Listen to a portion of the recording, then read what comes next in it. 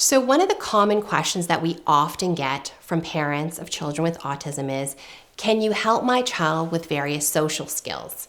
My name is Nancy Marchese. I'm a board-certified doctoral level behavior analyst and a clinical psychologist. My goal is to help 2 million children with autism and their families by transforming their lives, and I can't wait to help you too.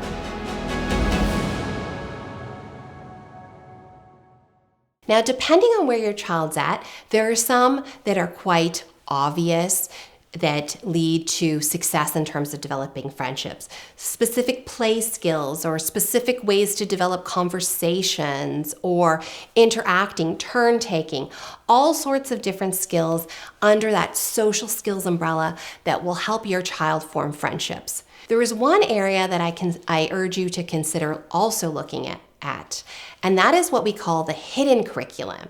And what we mean by that is those are those social skills that aren't so obvious, that no one overtly taught us in life. No one sat down and taught us how to play with something in particular.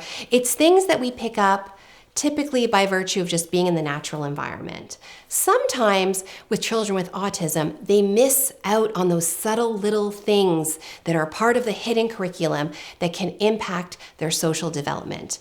Here's an example. Let's say your child really is interested in what a group of friends is doing or really wants to have a conversation with a friend, and they're like super excited, and they typically get very close to people's personal space. This is something that I would encourage you to consider helping your child with.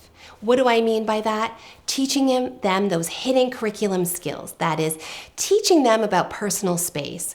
It's not often something that we think about really overtly teaching, because oftentimes we learn about personal space just by virtue of experience.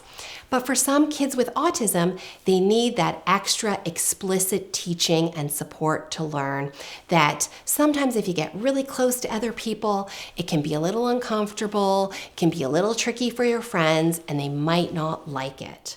So think about teaching when it comes to social skills, not just all those explicit, very obvious skills. Think about that hidden curriculum, those things that we don't always learn by virtue of our parents or teachers or beyond, that maybe could help your child with autism form those friendships and live their best life. There's only so much we could cover in the short amount of time we had today. If you found value in what we talked about, go to breakthroughautism.ca, join our newsletter, and also follow me on my socials.